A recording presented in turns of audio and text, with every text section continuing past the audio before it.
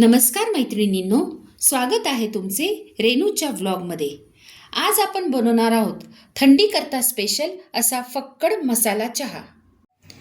चहाचा मसाला करण्याकरता मी इथे 1 टेबलस्पून लवंग घेतली आहे, 1 टेबलस्पून काळी मिरी, 2 टेबलस्पून मी हिरवी विलायची घेतली आहे।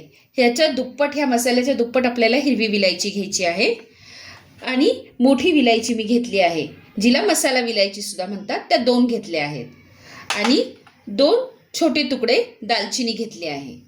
आणि आपलं जे एक जायफळ असतं त्यातला एक छोटासा तुकडा मी तोडून हे एवढा प्रमाणामध्ये हा जायफळचा तुकडा घेतला आहे। एकदम जास्त प्रमाणात जायफळ घ्यायचं नाही, तर तुम्ही तुमच्या इच्छेप्रमाणे अजून काही मसाले, समजा तुम्हाला सुंठ ॲड करायची झाली यामध्ये तर तुम्ही करू शकता। मी आल्याचा वापर करते चहा बनवताना, त्यामुळे मी इथं सुंठ घेतली नाहीये। आता मी गॅसवर पॅन गरम करत ठेवला आहे, त्यामध्ये आपण आता हे सगळे मसाले भाजून घेणार आहोत। पहिल्यांदा मी त्यामध्ये घालते विलायची, लवंग, काळी मिरी, मसाला विलायची, दालचिनी आणि जायफळ। आता आपल्याला हे गॅसवर थोडंसं भाजून घ्यायचं आहे, जास्त भाजायचं नाहीये। हा मसाला मी थोडा कमी प्रमाणात करतेय, तुम्हाला पाहिजे असेल तर तुम्ही प्रमाण वाढवू शकता। 10-10 ग्रॅम तुम्ही घेऊन लवंग, काळी मिरी तुम्ही 10-10 ग्रॅम घेऊ शकता आणि हिरवी विलायची तुम्ही 20 ग्रॅम घेऊ शकता, दालचिनी 5 ग्रॅम आणि मसाला विलायची तुम्ही 4 तुकडे घेऊ शकता त्याचे, आणि जायफळ अर्ध घेऊ शकता त्यामध्ये। अशा पद्धतीने तुम्ही जास्त प्रमाणात तो मसाला करू शकता। मी आता तुम्हाला दाखवण्याकरता कमी प्रमाणात करते, नाहीतर मी थंडी सुरू होताच हा मसाला तयार करून ठेवते चहा करता। हा मसाला चहा सर्दी खोकल्याकरता गुणकारी असतो, त्यामुळे नक्कीच थंडीमध्ये असा चहा प्यावा। हे बघा, मी गॅसवर एक 5 मिनिट हे रोस्ट करून घेतलं आहे। आता हे रोस्ट केलेले मसाले मी एका प्लेटमध्ये काढून घेते।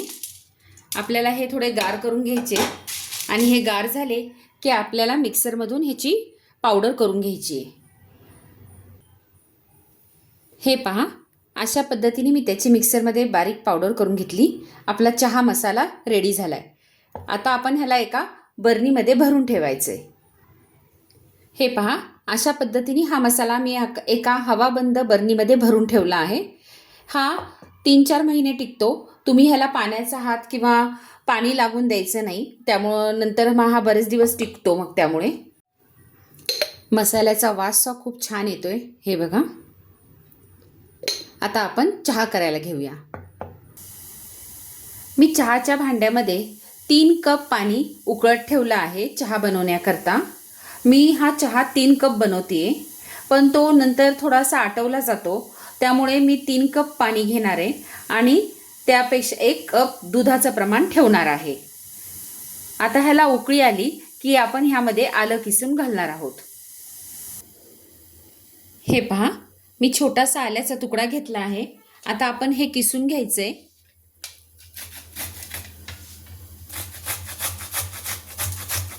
काही जण ठेचूनसा घेतात, पण ते किसण्याने त्याचा जो छान वास असतो आल्याचा, आल्यामध्ये जो अर्क असतो तो सगळा त्या पाण्यामध्ये उतरतो, म्हणून मी नेहमी किसूनच टाकते चहामध्ये आलं। हे पहा, अशा पद्धतीने मी किसून घेतले। आता हे किसलेलं आलं आपल्याला पाण्यात घालायचे। हे बघा, पाण्याला छान उकळी आली, मी त्यात हे आलं घालतीये।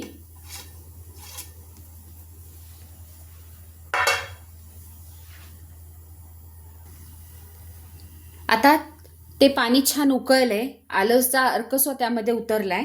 आता आपण ह्या स्टेजला ह्यामध्ये घालणार आहोत साखर। 1 कप करता मी 2 चमचे साखर घालते।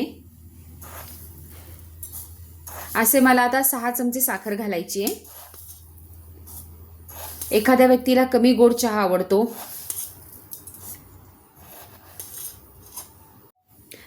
त्यावेळेस तुम्ही 5 चमचे साखर घालू शकता। आता ह्यामध्ये मी चहा पावडर घालणार आहे। ह्याला थोडी उकळी आली की मी त्यात चहा पावडर घालणार आहे.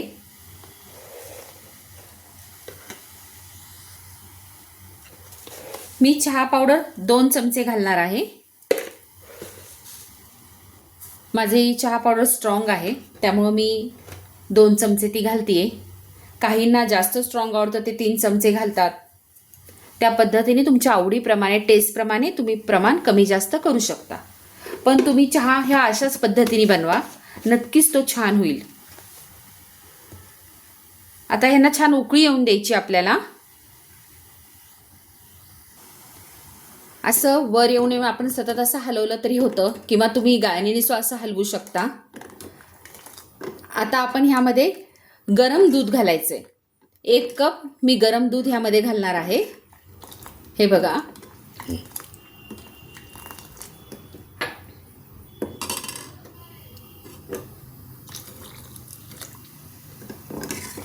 आता याला थोडी छान उकळी येऊन द्यायची आपल्याला.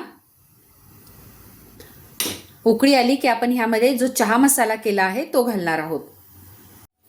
हे बघा, मी 2 मिनिट दुधाबरोबर तो छान चहा उकळून दिला आणि असं आपण हलवत राहायचं. तुम्ही टपरीवर सुद्धा बघितलं असेल, चहा बनवताना तो असा चमच्यानी वर खाली करत असतात. आता मी ह्या स्टेजला ह्यामध्ये घालतीये आपण केलेला चहा मसाला. तो चहा मसाला मी 1च चमचा घालणार आहे. 1च मिनिट आपल्याला उकळी येऊन द्यायची आहे, कारण की त्या चहा मसाल्याचा वास त्या चहाला लागला पाहिजे. जास्त उकळला की त्याची टेस्ट जाती.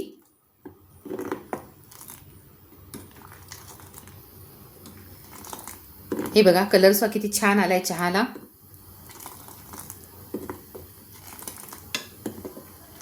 हा चहा लहानांपासून मोठ्यापर्यंत सगळेजण घेऊ शकतात.